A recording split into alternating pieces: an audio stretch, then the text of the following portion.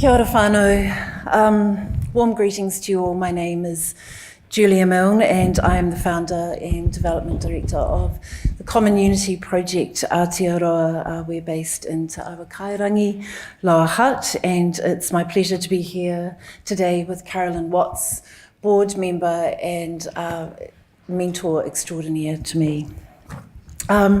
Today, Carolyn and I would like to share a bit about the journey of Common Unity and how a disused soccer field inspired a community food network.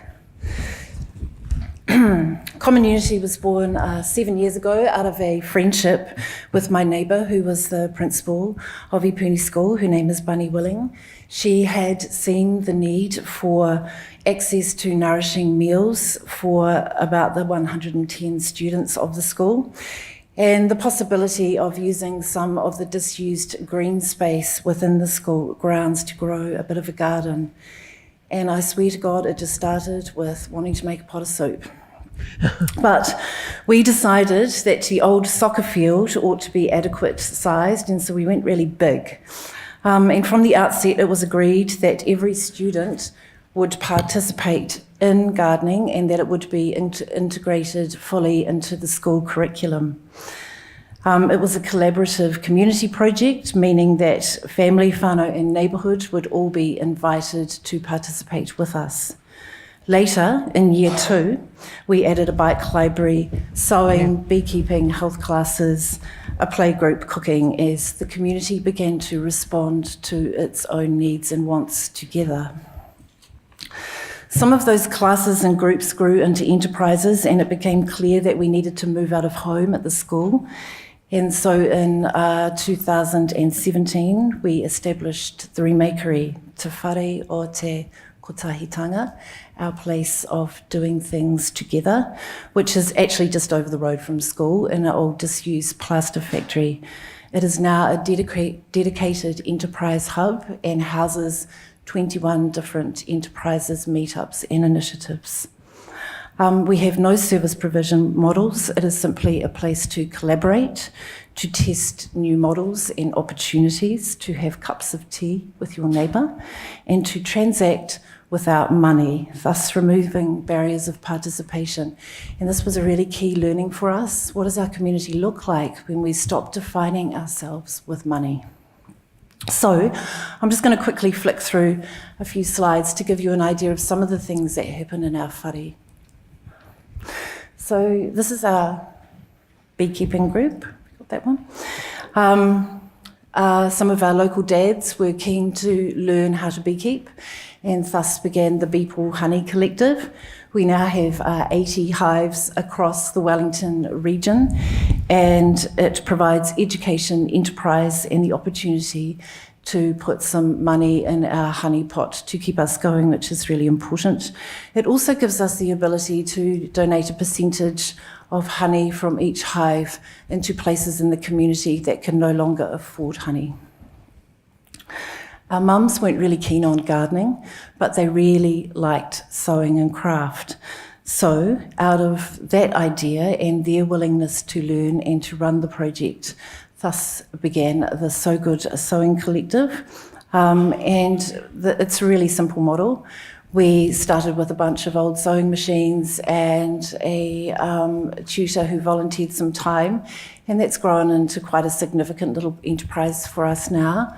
We repurpose and remake disused and surplus fabric donations that come to us. I think we've had about 4 tonne in the amount of time that we've been at the Remakery. And we also work collaboratively with the sewers that we have supported at Mataka Prison. So at all times there is quite significant projects happening with our brothers up there, and I'll talk more about that later. At the moment we're working on a pyjama and warm pack project for all of our partner schools. That's about 600 pairs of jammies. Food access is really difficult for us in our local neighbourhood. In fact, just a wee story, one of our local mums was telling us one day how it was just so much easier to shop for food at the dairies because in order to do 2 round trips to the supermarket every week with her children would cost her $35 on the bus. So we realised that there was need and impetus to create a little plastic-free grocery, so it's entirely membership-based. The community runs it themselves. We stock it filled with all the amazing things that we make at the Remakery and our honey and our own produce, and it means that our prices are cheaper than Pack and Save. Families in our neighbourhood don't do much biking because we identified that the cost of bike repairs and also the fact that there's so much nervousness about having children on bikes on our roads was an issue. So we started Recycle Rides and we refurbish bikes, put them out into the community, and we make them available for time payment through our time bank, which means that time travel is a complete real thing. And it also means that our children are able to participate when ordinarily they may not. We also gifted an enormous 700-metre bike track into our local school so that the children could hoon safely. This is Rochelle, beautiful Rochelle, who runs our community cafe at the Remakery. Rochelle, we met her as a parent at Aotearoa School. She ran our playgroup there. Now she runs our community caf. She fills it with meet-up groups, kitchen table conversations, and trains a fleet of people in the community to become baristas. She also runs our Aotearoa, which is our time bank, and records and encourages and inputs people with their hours, and those hours as a project member can be spent on workshops, classes. They can be used for purchasing food. They can provide you with a bike. So this idea of transacting beyond money opens up opportunity that wouldn't ordinarily become available, but it also means that we are being reciprocal in our give and take. I'm going to hand over to Carolyn, who's going to talk to you about our vision and our mission and all of that yummy stuff.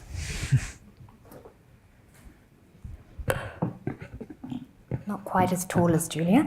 Thanks very much, Julia. So I just wanted to talk just quickly about our purpose and our vision. So purpose being why we exist and vision being where we're heading. So our purpose and vision were both created with our community. Our purpose is regenerating communities. Regenerate, we love as a word. It refers to the process of renewal and restoration and growth. It has to do with ecosystems, being resilient to natural fluctuations or events that can cause disturbance or damage. So we're about regenerating communities. Our vision is that every child has a village. So Julia talked about the beginnings of common unity and the desire to feed children. And along with that came the learning that it takes a lot more than a garden to feed a community. Nourishing children is still at the heart of our vision. We also have a bold goal, and our bold goal is to be 100% self-sustaining. That's in terms of our funding, our governance, and all of our resources by 2022. And we've made some really great steps in that direction already.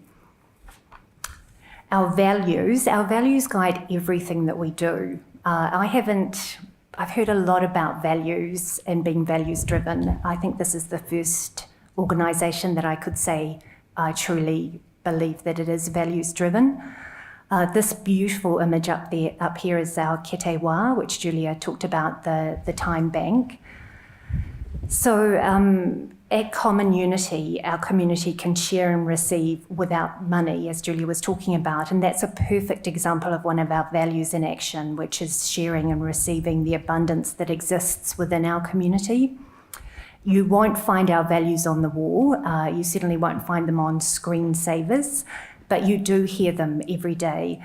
You hear them in conversations, and you also see them in the actions and the gestures of people who come to the Remakery and we hear them at every single board meeting. When we have a difficult decision to make, it's always our values that we come back to. And what we've learned is that when you're right on the edge of comfort, it is your values that guide you one way or the other. And one of our values is to be courageous.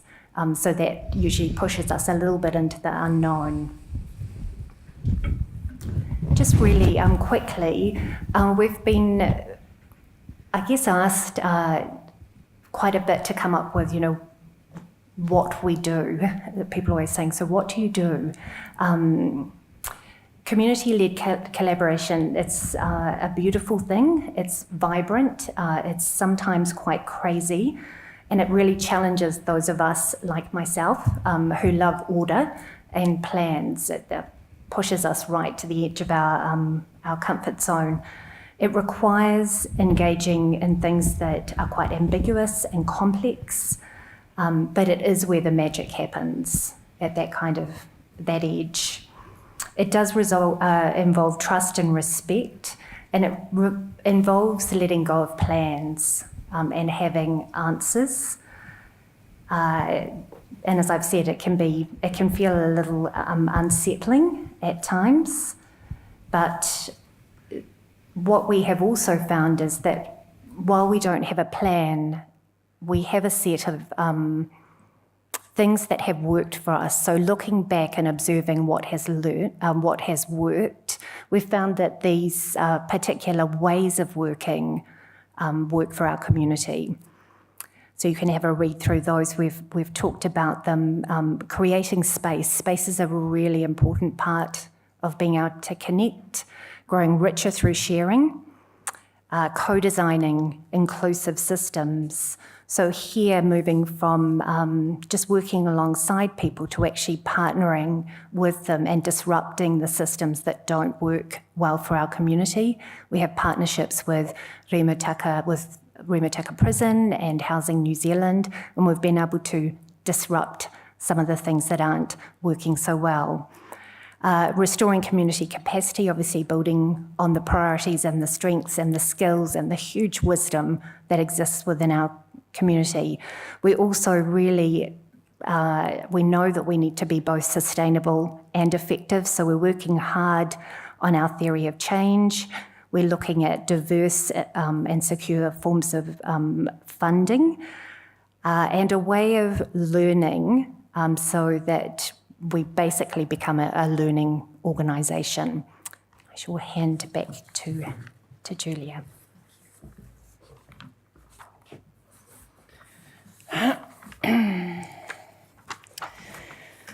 So our Urban Kai project, it kicked off a couple of years ago, born of the things that we had learned in working alongside Ipuni School. We wanted to test the model wider across the Hutt Valley. The Hutt Valley is a place of amazing fertile river loam and much green space. It was the birthplace of social housing back in the day, and it now homes, unfortunately, some of the hungriest citizens of New Zealand. So we need help and support to reconnect whānau back to the value of the whenua that they stand upon. Urban Kai allows those who wish to grow food or to participate in helping us to grow food to have support to develop micro farms in their backyard. This can feed them and their whānau, but with the surplus coming back to our kitchen at the remakery to feed others. For us, that is a complete iteration, again, of reciprocity and thinking beyond ourselves and extending ourselves to one another. I don't think you can hear me. Is that better? So with this learning in mind, our community is beginning to have the experience of creating abundance and learning that there is enough for everyone if we share. We teach our children at Ipuni that they have one hand for giving and another for receiving, and our children are learning that they are farmers and that their hands can grow change. So we needed a kitchen with all of this amazing amount of kai, so we built one. It runs on solar and gas. It means our food solution for our community is entirely off-grid and held in the hands of the community itself. The community comes each day to cook with the kai that we grow, and we work with anyone, former refugees, probation people, local families, and regular volunteers to provide meals via our cafe and a catering business. For every meal that we sell, we are able to give one away. Currently, we provide lunches to 4 local schools, as well as feeding the women and children at our local women's refuge, and that was set up in partnership with one particular unit at the prison who we were collaborating and still are with, who wanted to have a conversation with us about where it is that their kai went, and they wanted that to be in service to the women of the community as a gesture of healing and aroha. So we're having this amazing experience of the more we share, the more abundance is created. And as our farms increase, so does our capacity to nourish one another. So for us, this is about self-determination. It's about taking on the responsibility ourselves without any service provision to feed ourselves and one another and to provide the very best kai to our children in our community. So we're deliberately accessible in price point. All our meals are plant-based, organically grown, with a strong focus on celebrating the different flavours of our community. Our kai and our kitchen have meant employment opportunities for 3 people, and this is life-changing. So I just wanted to introduce you to my beautiful friend Fahia here. She has been cooking with us since the kitchen opened last September. And participation for her in the kitchen has meant a complete shift away from social isolation. She talks about spending the last 20 years sitting on the sofa as she integrated into New Zealand life. She has been able to realise her dream of sharing her life and her cultures and her amazing food with people, which was always something that she wanted to do. And so far she's lost an amazing 19 kilos of weight simply from coming and being with us most days. So Housing New Zealand is a strategic partner of ours, and for the last year we have been working with them on a little pilot with this beautiful lady, Tracy, who was our very first recipient of an urban kai farm in her backyard. And we've been learning and watching together, and I think we've got a little clip to talk about how that goes. Hi, my name's Tracy. I've lived in this house for 2 years, and this is my garden. This is some of the stuff I've harvested this morning. Pumpkin and some broccoli. I've lived in many properties over the years. I have always asked the landlord, can I do a vegetable garden? And they have all said no. So when I got into Housing New Zealand house, I was happy that I was allowed to turn my backyard into a vegetable garden. Didn't think that it would be to this size, but I love it.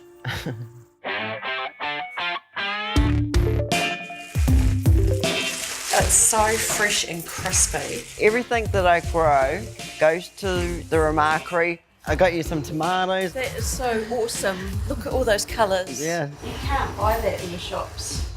They have got an organisation called Urban Kai that make meals, deliver it to a women's refuge and feed, the children that go to school with no breakfast, no lunch. That's going to be coleslaw, that's going to be salad. Thank you so much for all your hard work and for sharing this beautiful food. That's right. Yeah. I share my vegetables with everyone. I train my tomatoes to go through the fence so the public can help themselves on the other side, and same with my raspberries.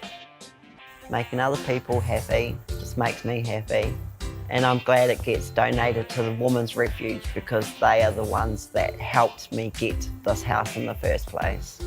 I just applied to do level 3 in horticulture so I can get the qualifications and do what I love doing as a job. This house has given me the launch pad that I need to live the life that I love.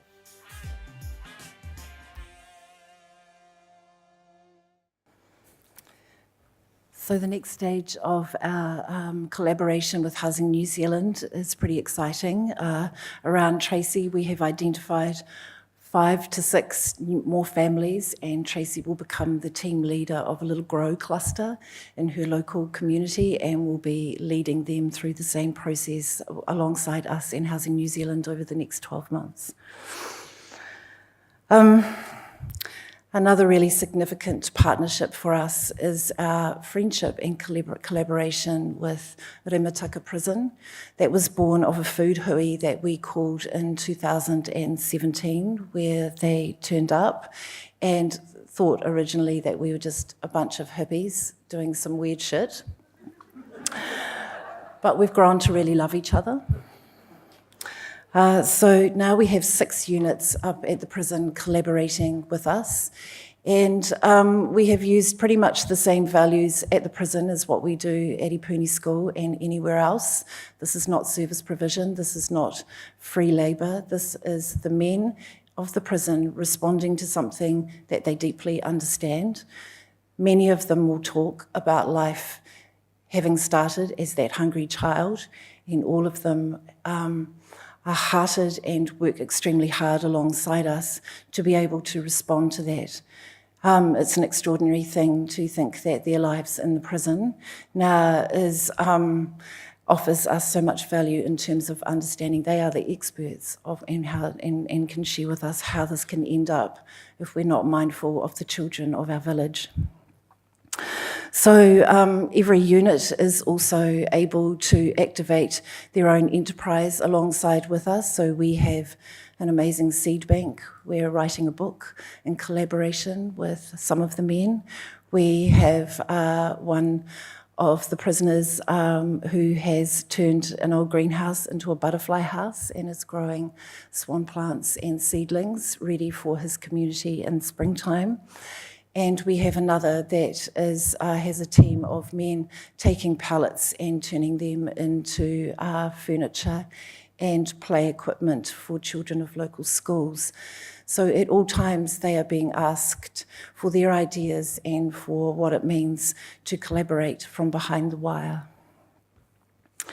I wanted to finish by sharing, with his permission, a friend of mine who got out of prison 7 weeks ago. And I asked him, as I was preparing to come up here, if he would share with you all some reflections on what it meant to collaborate from behind the wire. And I'm just going to read out his statement to me.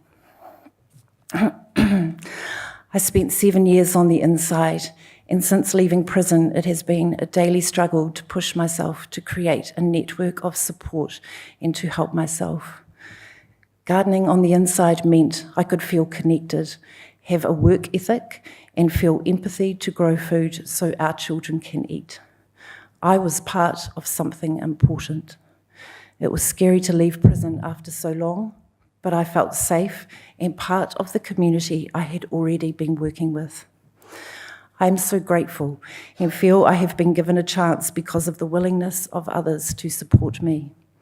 Every connection I made on the inside has been the most important for reintegration on the outside. I feel like a valued member of community. So big ups to my brother behind the wire. May we remember no more throwaway planet and no more throwaway people. Kia kaha to you all.